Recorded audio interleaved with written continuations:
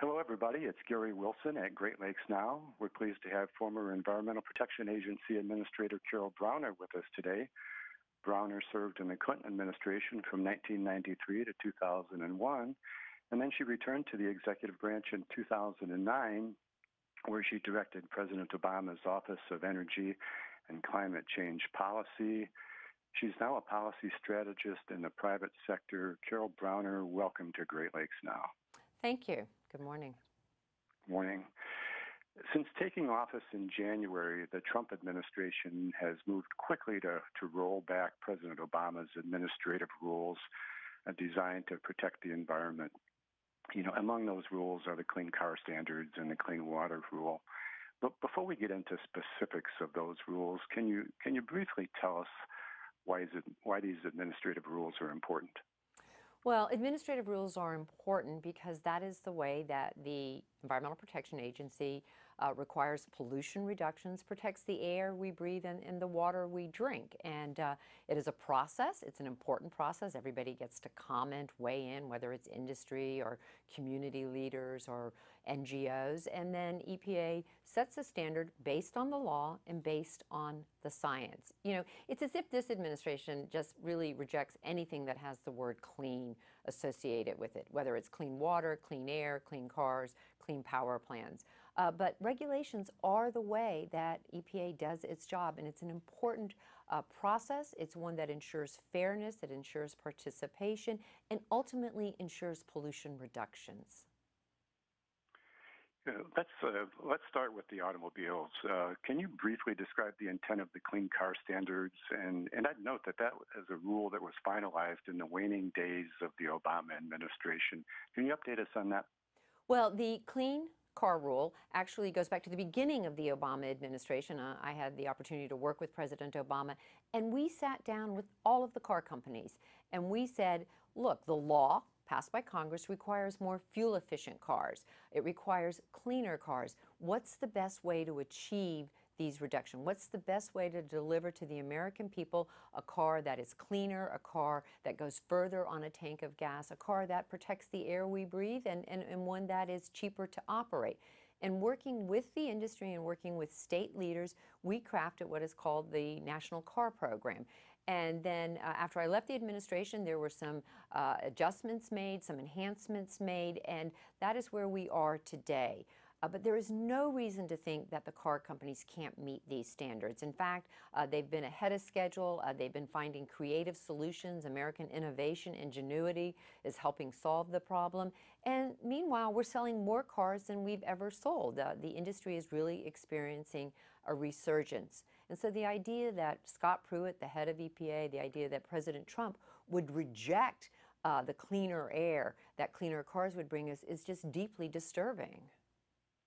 Well, what is the Trump administration proposing? Because if I understand it correctly, if they get rid of a rule, they have to come up with something else. Is that the case? That's right. The agency is not, Mr. Pruitt is not free to just do whatever he wants, although I think it's important to note that he did sue EPA 14 times before becoming administrator, that he appears to reject science as a basis for the agency's work. But he's not free to do just anything. If he wants to take a pollution standard on the books, he'll have to go through a process. He'll have to tell people, the industry, the public, what he's thinking, how he wants to change it.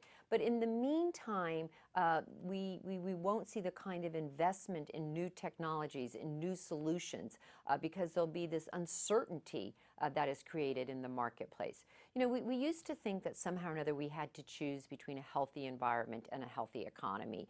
And what we know is we don't have to choose. We can have both.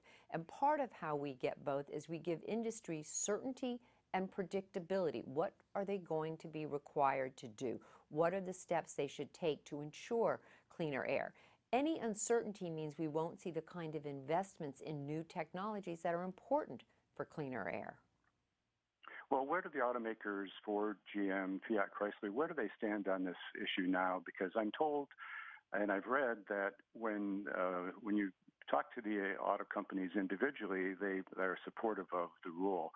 But their lobbying arms, industry lobbying arms, I'm told, are or working to upset the rule. Is that the case? That is certainly what I observe, that the individual companies and talk about meeting these standards. They talk about going even further than these pollution standards, and yet the trade association that represents all of them says, no, let's stop, let's undo it. Hopefully Congress and others will listen to the companies. In Michigan, you have more than 100,000 people who suffer from asthma.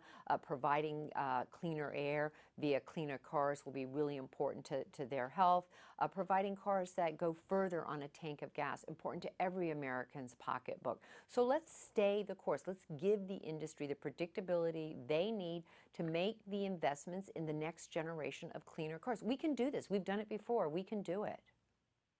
Well, what about the UAW, the Auto Workers Union? President Trump pointedly announced his rollback of this rule in Detroit, and he pitched it, no surprise, as creating jobs.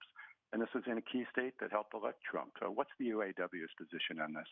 Well, we did work with the UAW back at the beginning of the Obama administration when we crafted sort of this program, the outline of this program. And hopefully, they will continue to be an important voice in this discussion. But I think when we talk about jobs, it's important to recognize that the industry is creating jobs, that making cleaner cars helps to create these jobs, and that this industry is experiencing a resurgence. It's not that these regulations are dampening this industry's prospects. In fact, they're helping them. Let's move on to the Clean Water Rule, which is very important to us in the Great Lakes region.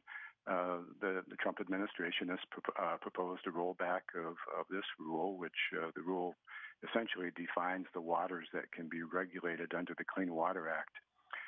Legal and policy experts have told me that it's going to be very hard for them to overturn this rule, and that's because of the attention to the rulemaking process by the EPA and the Army Corps of Engineers. Can you just address the intensity of that process real quick? The administration is saying, suggesting that somehow or another EPA wants to regulate puddles. Nothing could be further from the truth. What the Environmental Protection Agency wants to do, what the Clean Water Act requires them to do, is protect the waters that become our tap water, the water that we give our children.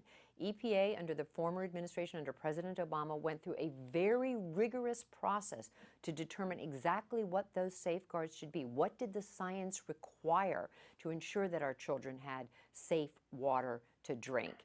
And now Scott Pruitt, the Trump administration, wants to roll back those protections. It will be hard.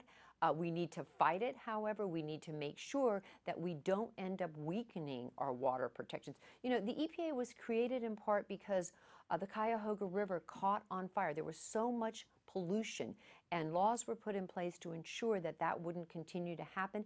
And we've made progress. We've made measurable progress, but the job is not done. We need to continue to look at the best available science and to set the standards that ensure our children will have safe water to drink. Well, let's look into the crystal ball here, and I'll put you on the spot. How much success do you feel like the administration is likely to have as they try to ditch these rules? Well, I hope the administration has no success. One thing that's clear to me as I travel across the country, the American people didn't vote for dirty air. They didn't vote for dirty water. They want an environmental cop on the beat. They don't want the EPA budget cut by 31%, which will be in front of Congress this week. They want to make sure that the air their children breathe, the water their kids drink is safe, and that requires a strong environmental protection agency. We're going to fight them at every turn. We'll fight them in courts. We'll fight them in local communities. We'll work with the businesses who want to be leaders in protecting our air and our water. And I think that ultimately the public will reject the actions of this administration to roll back public health and safety protections. Well, EPA Administrator Pruitt is trying to remake this agency like no administrator since Ann Gorsuch under President Reagan. Can he sustain this effort to downsize the EPA and the scope of its work? Because President Reagan couldn't. He came under congressional pressure, and he, after a couple of years, he pulled back, and the agency kind of returned to a normal course of business. Can Pruitt sustain this effort? I don't think Pruitt will be successful. I don't think this is what the public wants. When I was running the EPA in the 90s, we were shut down by Newt Gingrich several times. Newt Gingrich thought the public somehow or another didn't want clean air and clean water. That was rejected, and the agency moved forward with its work. I think the same will happen here, but we need to raise our voices. We need to make sure that our elected officials, that our appointed officials understand that the job of protecting our air and water is something we expect our government to do. A common sense, cost-effective strategy to achieve reductions, but nevertheless, we want an environmental cop on the beat. Well, what's your response to Trump or Pruitt surrogates that say, hey, he as a candidate, Trump ran criticizing regulatory overreach, his words, and he happened to win in the heart of the Great Lakes region, Ohio, Michigan, and Wisconsin. So what's your response to those who say he's just keeping a campaign pledge?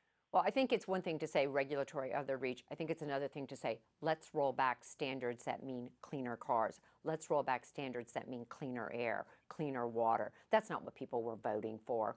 They don't want to see more pollution. They don't want to return to the days of the Cuyahoga River on fire. We've made progress in this country. We need to continue to build on that progress. That's what the laws tell Administrator Pruitt to do. He needs to follow the laws, and he needs to follow the science. Carol Browner, what's your advice to citizens, the average citizen who is working, has maybe kids that want to get into college, worried about health care, losing their benefits? What's your advice to these citizens who fear that these hard-earned environmental protections are being lost, that we're headed in the wrong direction? I would ask all citizens to become involved. Become involved in your local community, become involved at the state level. You know, support those businesses who are making strides, who are making investments that will result in cleaner air and cleaner water. You know, if each of us just does a little bit, a lot can happen. Carol Browner, thank you. For Great Lakes Now, I'm Gary Wilson.